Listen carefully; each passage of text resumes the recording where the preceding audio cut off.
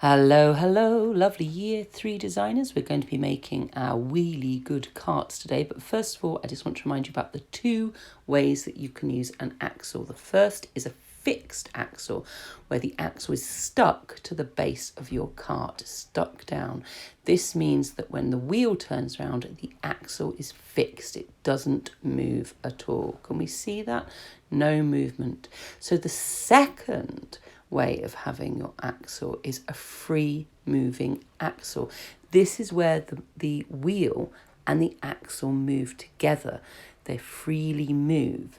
So the axle is not stuck down to the base plate at all. Can we see that? Can we see that the axle is moving just like the wheel? But what it does need is an axle holder like this straw. That's really important. Otherwise, it can't move freely.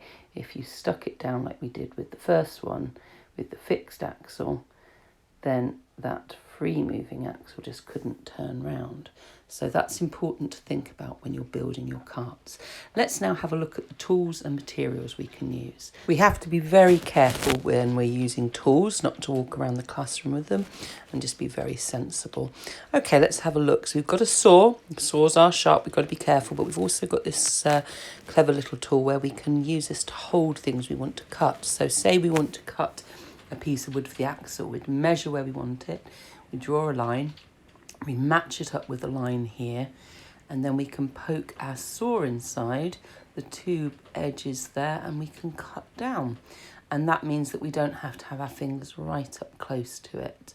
So that's a useful little tool. And I'll show you something else you can cut a bit later as well. So a ruler and pencil and pen, very important.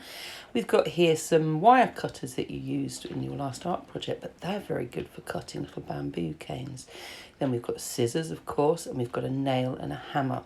Now this is brilliant because we might want to make holes in things, and we must make holes in things using a hammer board. So we can use that if we want to make a wheel, making holes in caps and things. That's really useful. Another way you could make wheels, or also make little ways of holding on the fixed axle, where we need to have something holding the wheels on, is to cut up little bits of cork. So you can make a hole in this just like we did with the bottle cap, and then poke your stick through, and that can hold on a wheel and stop it falling off if it's the fixed axle, or you can in fact use it as wheels, those corks.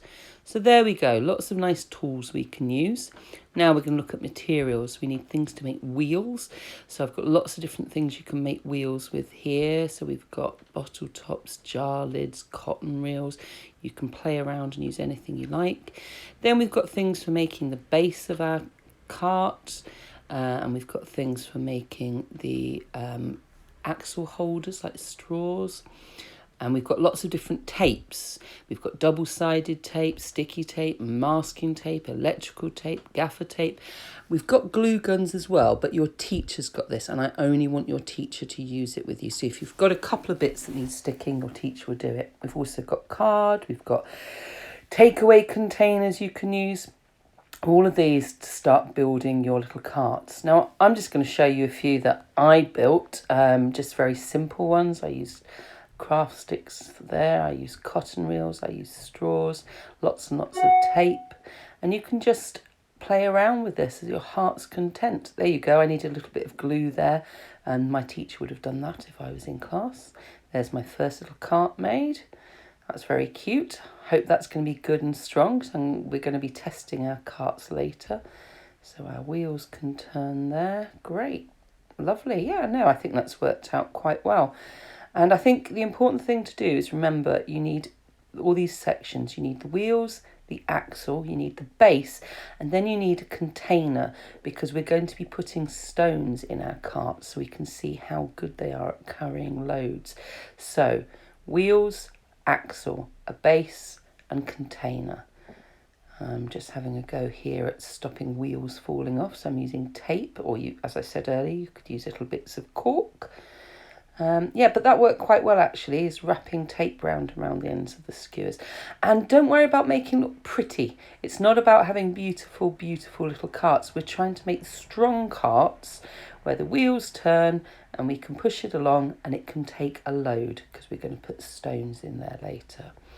The other thing to do is bear in mind that designers do not work on their own usually. They normally talk to other designers and work together. So if you want to, you could work with a friend to make your cart, because it's quite good to have someone to chat ideas through. But also, if you see someone doing something brilliant, go and talk to them about it. Go and ask them, how did you make that? That worked really well. And share your ideas, because you might get more ideas from other people. That's an important part of design. Another important part is to test what you've made.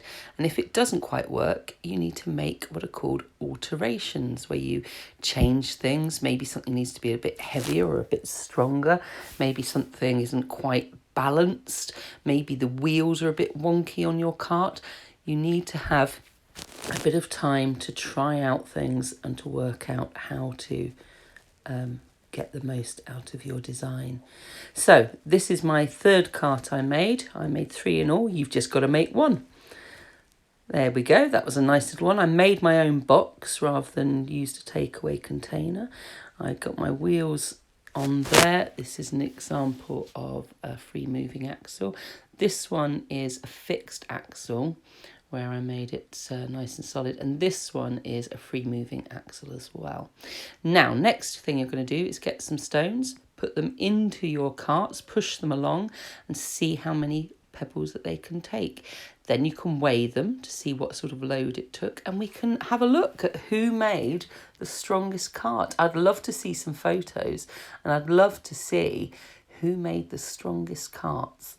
Okay, everyone, have fun, share ideas, and be good designers. Bye.